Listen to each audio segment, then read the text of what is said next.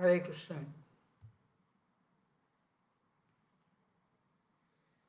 ॐ अज्ञानतिमिरन्धस्य ज्ञानञ्जनशलाकया चक्षुरुन्मिलितं येन तस्मै श्रीगुरवे नमः। नमः ॐ विष्णुपदाय कृष्णपृष्ठाय भूतले श्रीमते भक्तिवेदान्त स्वामिनिति नामिने।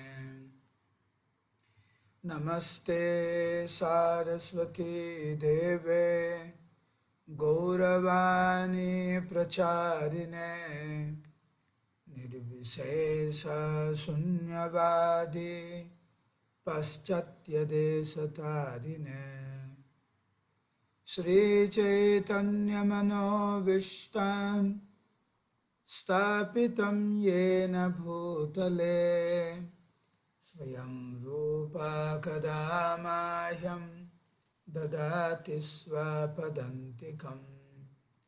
वन्देऽहं श्रीगुरो श्रीयुतापदकमलं श्रीगुरुन् वैष्णवांश्च श्रीरूपं साग्रजातं सहगना रघुनाथान्वितं तं सजीवं साद्वैतं सावधूतं परिजनसहितं कृष्ण चैतन्यदेवं श्रीराधा कृष्णपादान् सहगना ललिता श्रीवृषाखन्वितांश्च। हे कृष्ण करुणा सिन्धो दीनबन्धु जगत्पते गोपेश गोपिका कान्त राधा कान्त नमस्तुते। तप्त काञ्चन गौराङ्गी राधे वृन्दावनेश्वरी वृषभानुसुते देवी प्रणमामि हरिप्रिये। नमो महावदन्याय कृष्णप्रेमप्रदायते कृष्णाय कृष्णचैतन्य नाम्ने गौरतिसे नमः। वञ्चाकल्पतरुभ्यश्च कृपासिन्धुभ्य एव च पतितानां पावनेभ्यो वैष्णवेभ्यो नमो नमः। जय श्रीकृष्ण चैतन्य प्रभु नित्यानन्द श्री अद्वैत गदाधर श्रीवासदि गौरभक्तवृन्द। हरे कृष्णा कृष्णा कृष्णा हरे हरे हरे राम राम राम हरे हरे। मूकं करोति वाचालं पङ्गुर्लङ्घयते गिरिं यत्कृपातमहं वन्दे श्रीगुरुं दीनतारिणं परमानन्दमाधवं श्रीचैतन्य ईश्वरं। नमः ॐ विष्णुपदाय कृष्णपृष्ठाय भूतले श्रीमते जयपताका स्वामिनिति नामिने। नमाचार्यपादाय निताय कृपाप्रदायिने गौरकथा धामदाय नगरग्रामतारिणे।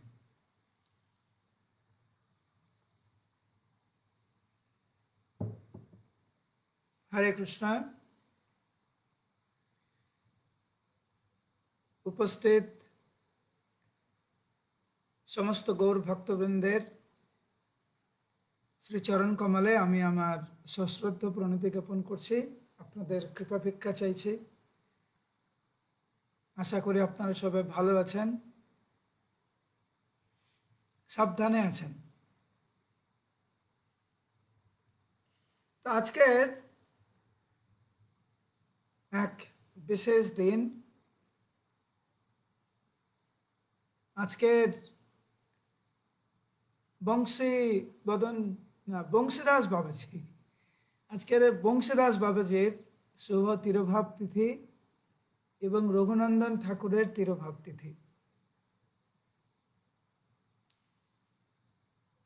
তা আমি কয়েকবার রঘুনন্দন ঠাকুরের সম্বন্ধে আপনাদেরকে বলেছি, আশা করি আপনাদের মনে আছে।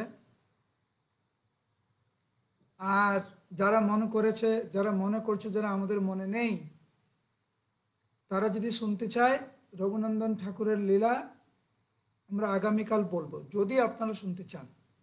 যদি না চান, আমি অন্য কিছু বিষয়ে বলবো। কিন্তু আজকের আমরা বংশীদাস বাবাজির সম্বন্ধে কিছু আমরা শ্রবণ করব। সাধারণত বংশীদাস বাবাজি মহারাজের সম্বন্ধে সেরকম আলোচনা হয় না সবসময়, সেজন্য আমি ভাবলাম যে আজকের আমরা বংশীদাস বাবাজি মহারাজের সম্বন্ধে একটু আলোচনা করি। বৈষ্ণবের ক্রিয়ামুদ্রা বিজ্ঞত না বুঝায়। বৈষ্ণবদের চিনা, বৈষ্ণবদের আচার ব্যবহার সবসময় বোঝা যায় না।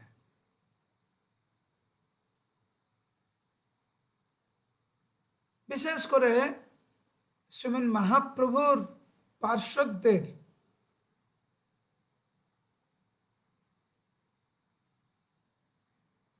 তাদেরকে চিনা এত সহজ না।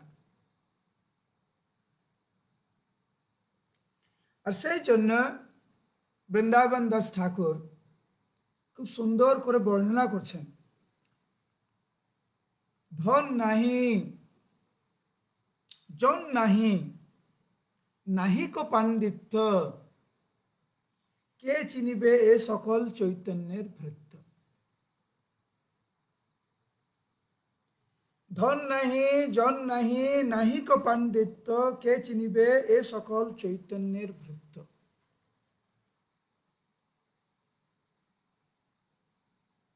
মহাপ্রভুর পার্শ্বদেরকে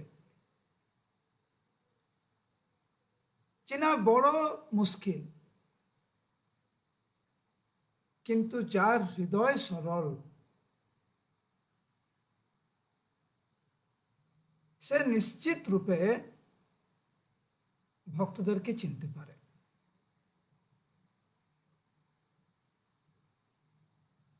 এবং বংশীদাস বাবাজি মহারাজ সেরকমই একজন মহান মহাভাগবত ছিলেন,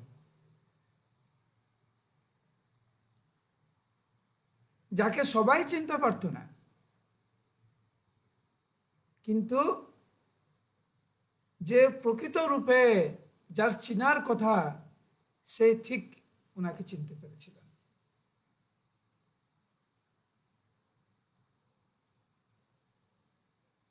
বংশীদাস বাবাজি মহারাজের আবির্ভাব ময়মনসিং, কিশোরগঞ্জে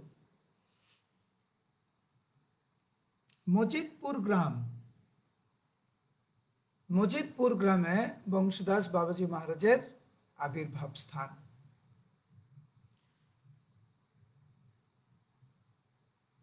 বাল্যকালে উনার নাম ছিল ভৈরবচন্দ্র। উনার আচরণ দেখে উনাকে চেনা কিন্তু অত্যন্ত কঠিন ছিল। বাল্যকালে আগেকার দিনে খুব বাল্য অবস্থায় বিবাহ দেওয়া হতো, এবং বংশীদাস বাবাজি মহারাজেরও খুব ছোট্ট বেলায় ওনার বিবাহ দেওয়া হয়েছিল। কিন্তু তা সত্ত্বেও ওনার সংসারের প্রতি বিন্দু মাত্র আসক্তি ছিল না, বিন্দু মাত্র আসক্তি ছিল না। পরবর্তী সময়ে বংশীদাস বাবাজি মহারাজ উনি নবদ্বীপে আসেন। নবদ্বীপে এসে বসবাস করেন, মাধুকরী করে উনি জীবনযাত্রা উনি নির্বাহ করছিলেন। গৌরকিশোর দাস বাবাজি মহারাজ ওনার বৈরাগ্য, ওনার নিষ্ঠা দেখে খুব আনন্দিত হতেন বংশীদাস বাবাজি মহারাজ।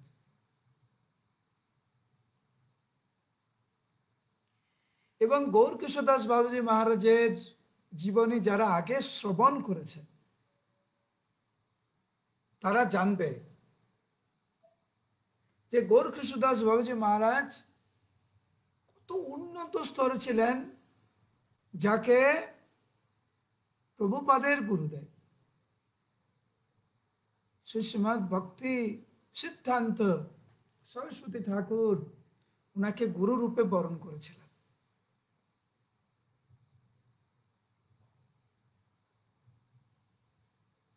এবং ভক্তি সিদ্ধান্ত সরস্বতী ঠাকুরও অত্যন্ত সম্মানের সহিত, সম্ভ্রমের সহিত বংশীদাস বাবাজি মহারাজকে দর্শন করেছেন, শ্রদ্ধা জানিয়েছেন।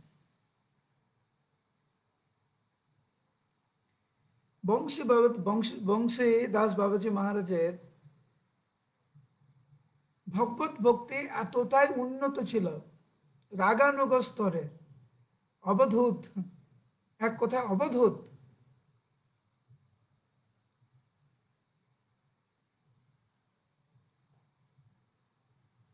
অনেক সময় উনাকে দেখে কেউ ভুল বুঝতে পারে, উনার কিছু আচার আচরণ দেখে অনেকে ভুল বুঝতে পারে।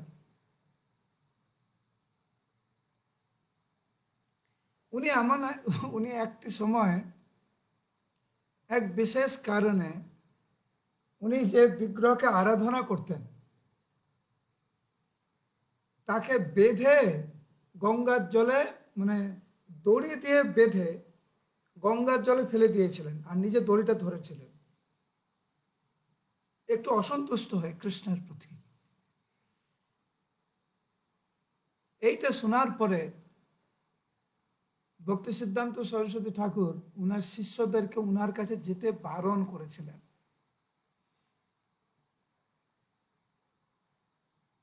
গুরুদেব বলেছেন কেউ উনার কাছে যায় না। কয়দিন পরে সবাইকে ডেকেছে উনি, ডেকে বলছেন তোমরা হয়তো ভাবছ যে আমি কেন তোমাদেরকে বংশীদাস বাবাজি মহারাজের কাছে যেতে দিচ্ছি না। এরকম না যে উনি উন্নত স্তরের না, এই জন্য না, তোমাদের এই কারণে আমি যেতে না বলছি, কারণ তোমরা সেই স্তরে যাওনি, ওনার চরণে অপরাধ হয়ে যেতে পারে, আর সেই জন্য আমি তোমাদেরকে ওনার কাছে যেতে না বলছি।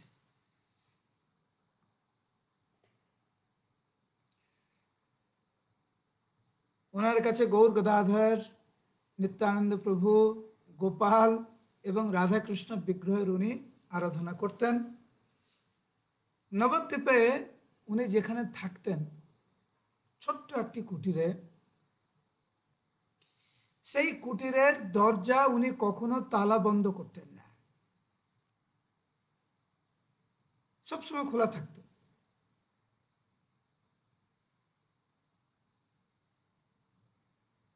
এবং যেহেতু খোলা থাকতো তো মাঝে মাঝে এসে কোনো ব্যক্তি, চোর কিছু চুরি করে নিয়ে যেতেন। কি আর থাকবে, সাধারণ জিনিস থাকবে। তখন বংশদাস বাবুজি মহারাজ এসে বিগ্রহদেরকে বলতেন যে স্বদেশ, স্বদেশবাসীকে মানে নবদ্বীপবাসী, মহাপ্রভু তো নদিয়ার, তো স্বদেশবাসীকে সব দিয়ে দেয়। আর বংশীদাস তো বিদেশি, নিজের লোকদেরকে সব দিয়ে দিচ্ছে।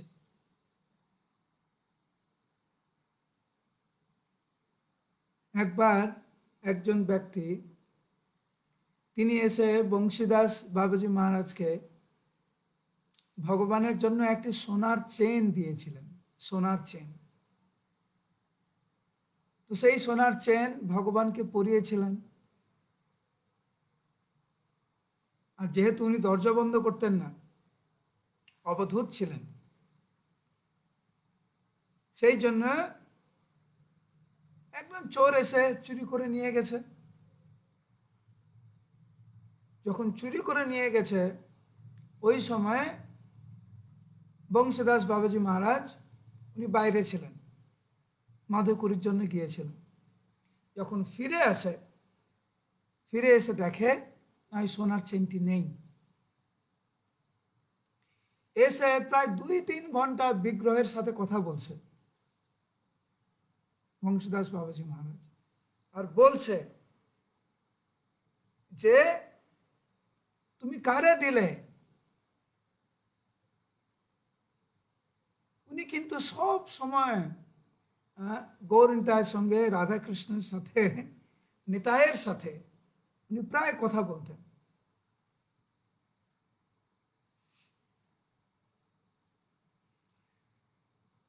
একবার ঈশান সাহা বলে একজন ব্যক্তি, তখনও বাজারে আম তখনও উঠেনি আর কি, মানে নদিয়াতে নবদ্বীপে তখনও আম উঠেনি, কিন্তু শহরে কিছু আম পাওয়া গিয়েছে। সেই জন্য ঈশান সাহা কিছু কাঁচা মিঠা আম নিয়ে এসেছে নবদ্বীপে ওনার পরিবারের জন্য। তো যখন ওই আম নিয়ে এসেছে, তো ওনার যে ছেলে পেলে ছিল, সেই তারা হচ্ছে আমগুলো খেয়ে নিয়েছে। দেখি বংশীদাস বাবাজি মহারাজ যখন ভিক্ষা করতে যেতেন, উনি ওনার বিগ্রহদেরকে নিয়ে যেতেন, একটি ঝোলাতে করে উনি বয়ে নিয়ে যেতেন। বংশীদাস বাবাজি মহারাজ ওই ঈশান সাহার বাড়িতে গিয়েছে, যারা হচ্ছে যিনি হচ্ছেন এই কাঁচা মিঠা আম নিয়ে এসেছিলেন কলকাতা থেকে। তো বংশীদাস বাবাজি মহারাজ গিয়ে বলছেন, শুনলাম তোমাদের বাড়িতে নাকি কাঁচা মিঠা আম আছে, তো ভগবানের জন্য তোমরা কয়েকটি কাঁচা মিঠা আম দাও। তো ঈশান সাহার স্ত্রী বলছে, বাবাজি মহারাজ আমরা খুব দুঃখিত, আম আপনাকে আমি দিতে চাই, কিন্তু দুর্ভাগ্যবশত যা আম নিয়ে আসা হয়েছিল কলকাতা থেকে, সব আমগুলো আমাদের ছেলেপেলেরা সব খেয়ে নিয়েছে, ঘরে আর কোনো আম নাই। তখন বংশীদাস বাবাজি মহারাজ বলছে যে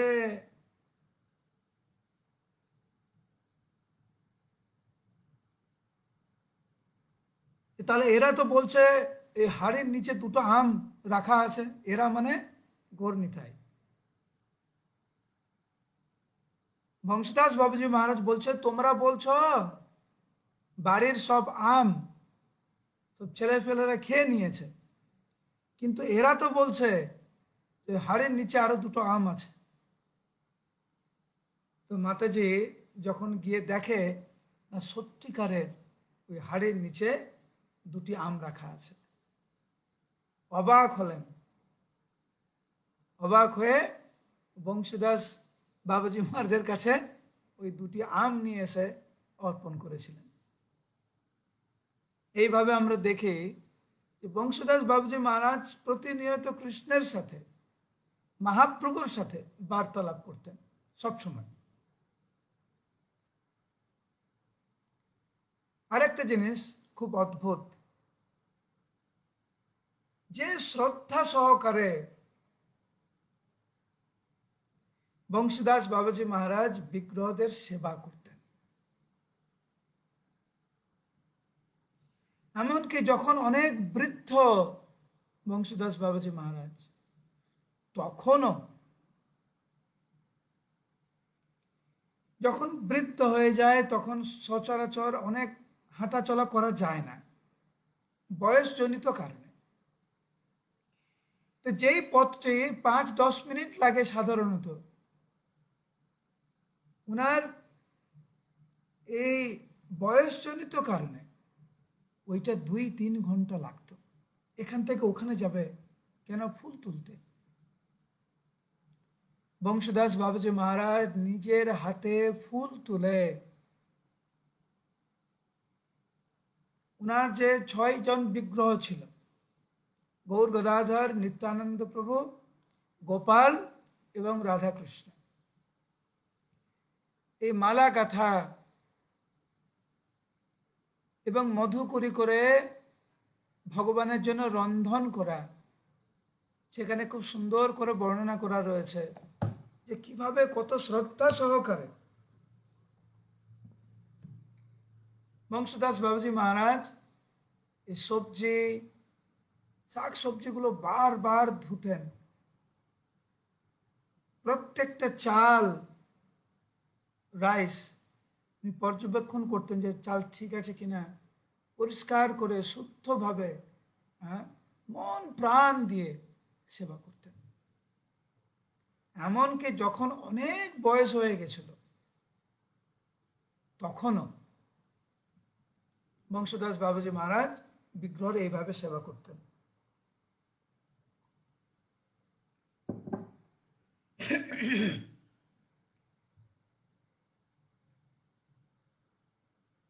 উনি মাঝে মাঝে মহাপ্রভুর সঙ্গে কথা বলতেন, মাঝে মাঝে নিতাইয়ের সঙ্গে কথা বলতেন, রাধাকৃষ্ণের সাথে কথা বলতেন।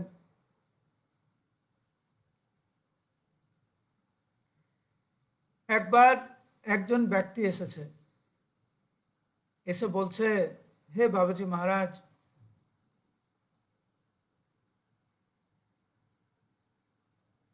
আমি ভক্ত হতে চাই, আমি কৃষ্ণকে দর্শন করতে চাই। সাধারণত বাবাজি মহারাজ কিছু বলতেন না। কেউ যখন কিছু এসে জিজ্ঞাসা করতো উনি কিছু বলতেন না। উনি দেখতে চাইতেন সত্যিকারের এরা হৃদয় থেকে কিছু জানতে চায় না জিজ্ঞাসা করার জন্য জিজ্ঞাসা করছে। উনি কিছু বলতেন না। এবং মাঝে মাঝে উনি যে কিভাবে উত্তর দিতেন সেটাও কেউ বুঝতে পারতো না, কি উত্তর দিচ্ছে বোঝাও যেত না। এই ব্যক্তি যখন এসেছে বারবার জিজ্ঞাসা করছে যে বাবাজি মহারাজ, আমি ভালো ভক্ত হতে চাই, আমি কৃষ্ণের দর্শন পেতে চাই। বাবাজি মহারাজ একটি শব্দে উত্তর দিয়েছিলেন, বলেছিলেন, তুমি কৃষ্ণের জন্য ক্রন্দন করো। কেবল কৃষ্ণের জন্য তুমি ক্রন্দন করো, তোমার মনোবাসনা পূর্ণ হবে।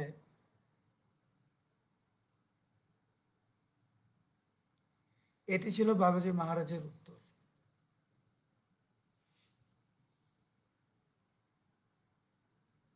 নরোত্তম দাস ঠাকুরের যে প্রেম ভক্তি চন্দ্রিকা আর প্রার্থনা, বংশীদাস বাবাজি মহারাজের এটা কণ্ঠস্থ ছিল, মুখস্থ ছিল।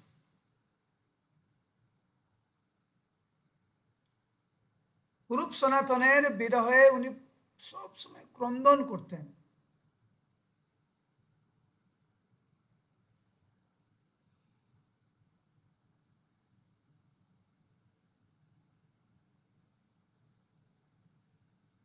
একবার কয়েকজন অত্যন্ত ধনী ব্যক্তি ওনারা এসেছেন বাবাজি মহারাজের থেকে কৃপা আশীর্বাদ নেবেন। তো যেই এসেছে সবে মাত্র উনি যেখানে থাকতেন সেখানে সবে প্রবেশ করেছে, সবে মাত্র প্রবেশ করেছে, সঙ্গে সঙ্গে বংশীদাস বাবুজি মহারাজ চিৎকার করে বললেন, দূর হ, দূর হ, দূর হ। তো এই যে ধনাঢ্য ব্যক্তি, তারা ভাবছে কি যে আমরা কি বাবাজি মহারাজের চরণে কোনো অপরাধ করলাম?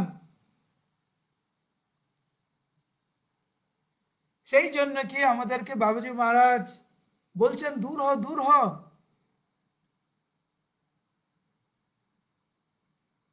তিনজন গিয়েছে বাবাজি মহারাজের কাছে, গিয়ে বলছেন,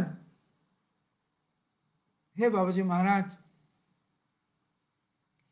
আপনার চরণে কি আমরা কোনো অপরাধ করলাম?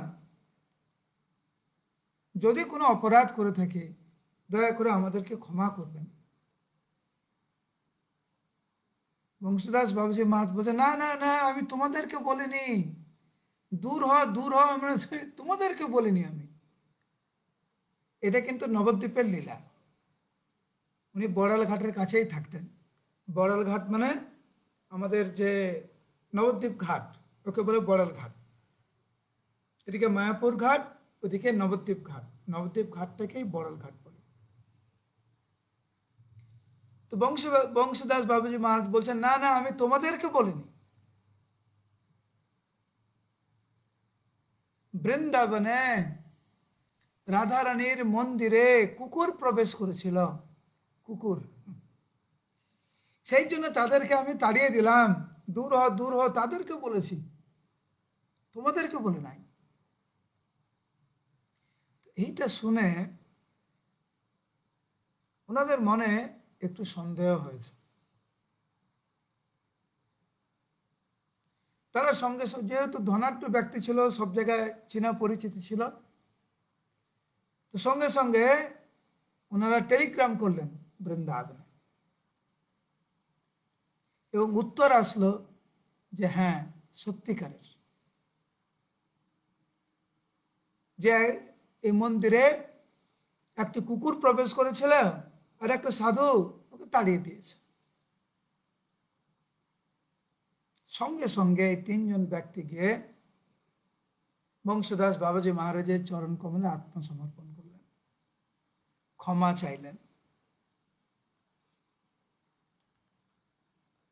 এইভাবে আমরা দেখি যে বংশীদাস বাবাজি মহারাজের স্থান কত উন্নত ছিল।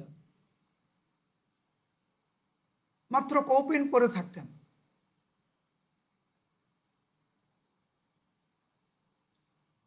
মাঝে মাঝে যখন ভক্তি সিদ্ধান্ত সরস্বতী ঠাকুর ওনাকে যখন দর্শন করতে যেতেন, তখন বংশীদাস বাবুজি মহারাজ বলতেন, দেখো দেখো, মঞ্জুরি এসেছে, মঞ্জুরি এসেছে। শ্রীমতী রাধারানী কি আসবেন না? নিশ্চয় আসবে, নিশ্চয় তিনি আসবেন।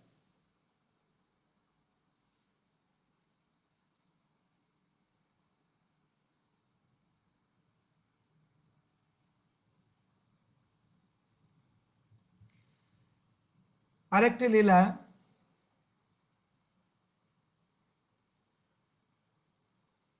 একজন ব্যক্তি এসেছেন, যেরকম আমরা যেরকম করি, দেখবেন আমরা একে অপরকে দেখা হলে বা ফোন করে বলি, বা চিঠি লিখে বলি, বা SMS করে লিখি, বা মেসেঞ্জারে লিখি, হরে কৃষ্ণ প্রভু আমাকে কৃপা করবেন, আমাকে কৃপা করবেন, বলি না আমরা সবসময়? কৃপা করবেন, আমাকে কৃপা করবেন। ওই ব্যক্তি এক জমিদার ব্যক্তি,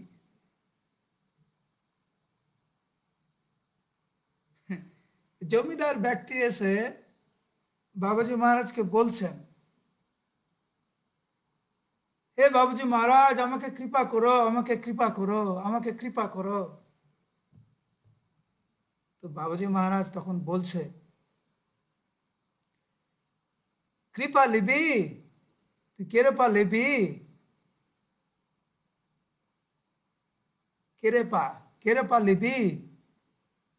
আমি জানি না এটা ময়মনসিংহের ভাষা কিনা, বাট বংশীদাস বাবুজি মহারাজ বলছে, তুই কেরেপা লিবি? তুই কেরেপা লিবি? বলে বলে এই নে, বলে তাকে একটি কপিন, গলবস্ত্র দিতে তাকে চাইছে, এই নে তুই কৃপা নে। তার মানে বংশদাস বাবুজি মহারাজ তাকে বলছে যে সত্যিকারে তুমি যদি আমাকে আমার কৃপা চাও, তাহলে তোমার যে ধন সম্পদ আছে এর থেকে তুমি বিরক্ত হও, আসক্তি ছাড়ো, ধন সম্পত্তি থেকে আসক্তি ছাড়ো, বিষয় সংসার ত্যাগ করতে বললেন। আর এই ভয়ে ওই ওই যে জমিদার পালিয়ে গেছে। তখন বংশীদাস বাবুজি মহারাজ বলছেন, মুখে কৃপা করো বললে কি হবে, পালন করা অনেক কঠিন।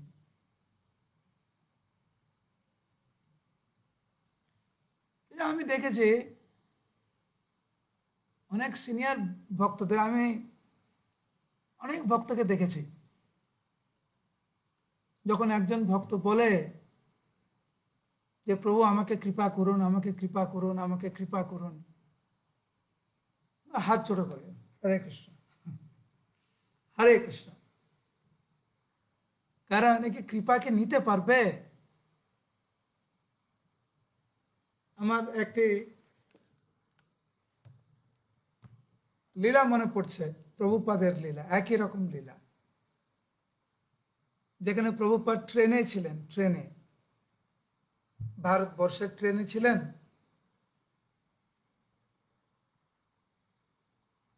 আর ওই সময় একজন ভারতীয় ভদ্রলোক প্রভুপাদের কম্পার্টমেন্টে এসেছিলেন এবং প্রভুপাদের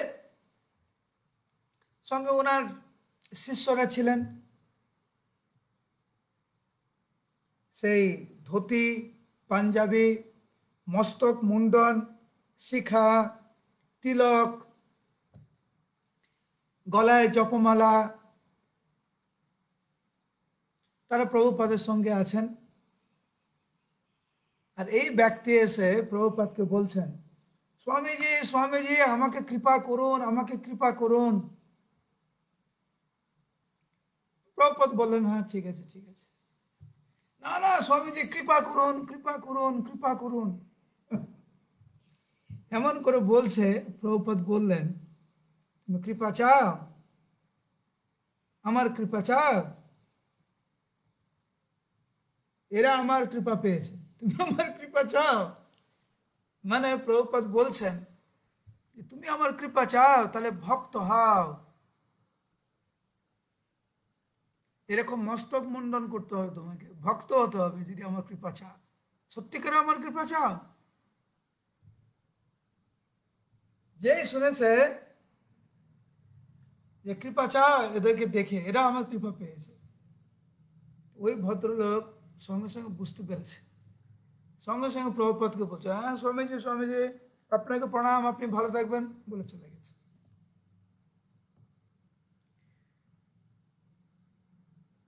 বংশীদাস বাবুজি মহারাজের জীবনী থেকে আমরা অনেকগুলি শিক্ষা আমরা পাই। প্রথম শিক্ষাটা হচ্ছে কি, আজকে যেটা আমরা শ্রবণ করলাম, যে মহাপ্রভুর ভক্তদেরকে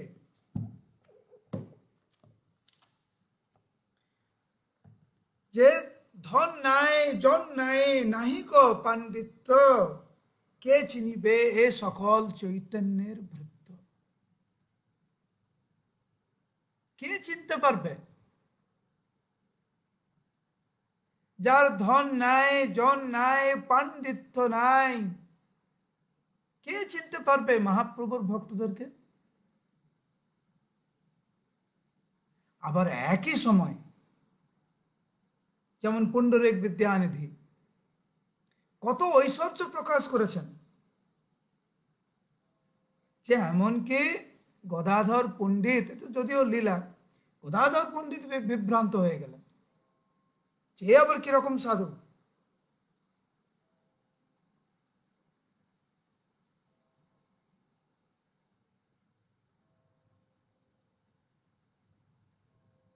সেই জন্য আমরা যেন অত্যন্ত সাবধানতা অবলম্বন করি, কারণ কে বৈষ্ণব আর কে বৈষ্ণব না, কার মধ্যে কতটা শুদ্ধতা আছে, কার মধ্যে কতটা শুদ্ধতা নাই, আমরা বিচার করতে পারবো না।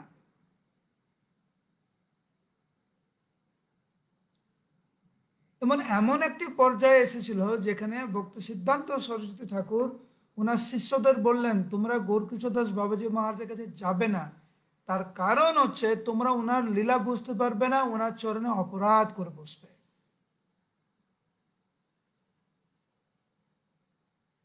কে চিনিতে পারে চৈতন্যের ভৃত্য?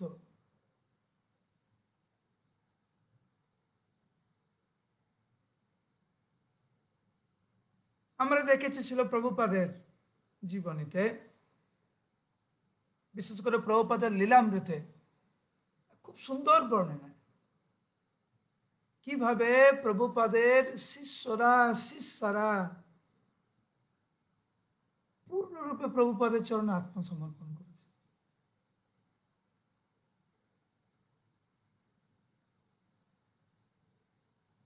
একবার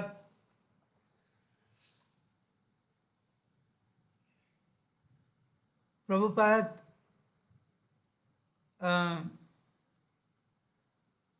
ঘর থেকে বাইরে বেরিয়েছেন,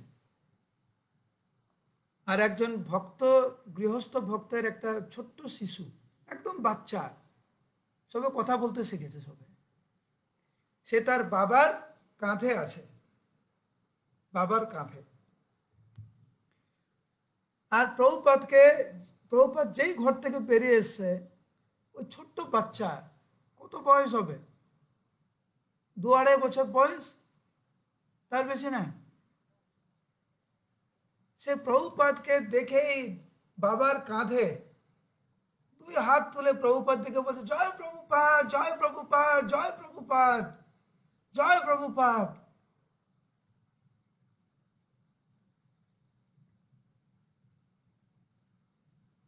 প্রভুপাদ মন্তব্য করেছিলেন, এর পূর্ব জীবনের থেকে এরা ভক্ত।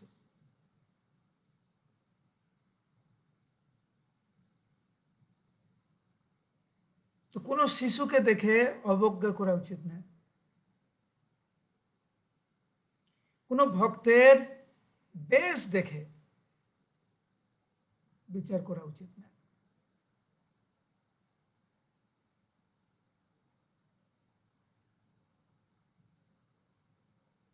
ধন সম্পদ দেখে, কার অনেক কিছু আছে কার কিছু নাই, জড়জাগতিক ধন সম্পত্তির কথা বলছি, এইটা দেখে আমরা যদি ভক্তের বিচার করতে চাই,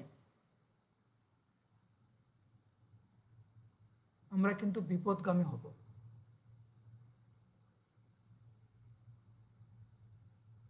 এবং বংশীদাস বাবাজি মহারাজের কার্যকলাপ অবধূত উনি। একবার একটা লীলা মনে পড়ছে আমার,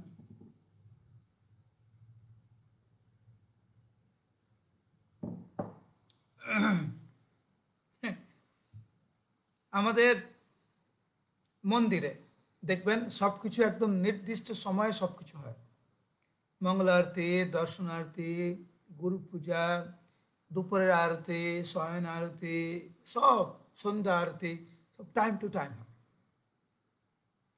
বংশদাস বাবাজি মহারাজ তো ভিক্ষা করে সবজি টবজি ধুয়ে রান্না করতে করতে অনেক রাত হয়ে যেত, কিন্তু একবারই রান্না করতেন।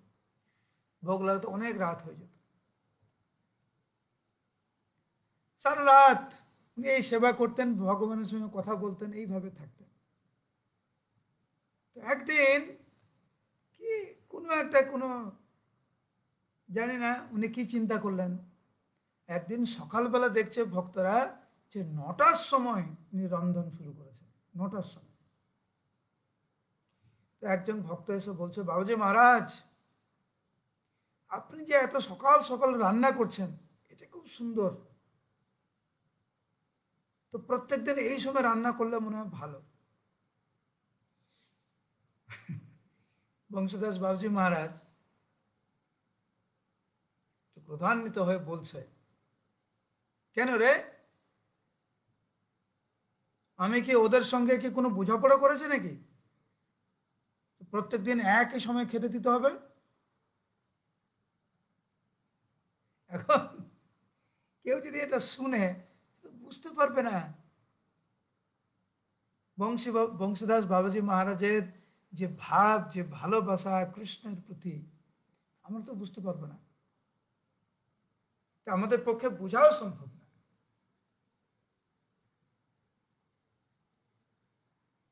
কে চিনিতে পারে চৈতন্যের ভৃত্য?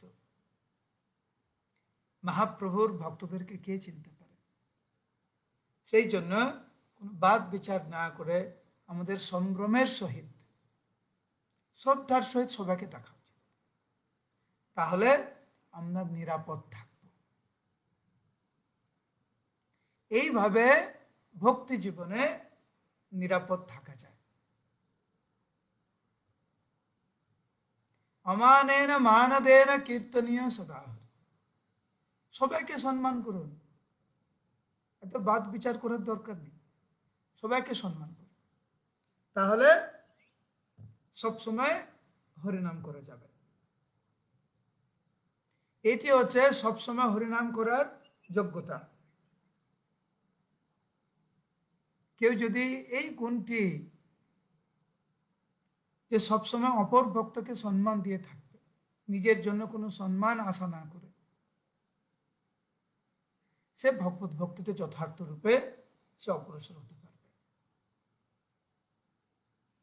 হরে কৃষ্ণ কৃষ্ণ কৃষ্ণ হরে হরে, হরে রাম রাম রাম হরে হরে। হরে কৃষ্ণ। আপনারা সবাই ভালো থাকবেন। আগামীকাল আমাদের সকালের জব ক্লাস আর রাত্রিবেলার ক্লাস। আজকে দেখেছি ভক্তরা একটু অনেক পরে এসেছে। যাই হোক, আমাদের ক্লাসটা শুরু হয় ভারতীয় সময় 7:20 আর বাংলাদেশের সময় 7:50। হরে কৃষ্ণ। আপনারা সবাই ভালো থাকবেন, সুস্থ থাকবেন। কালকে আবার দেখা হবে। শুভরাত্রি। হরে কৃষ্ণ।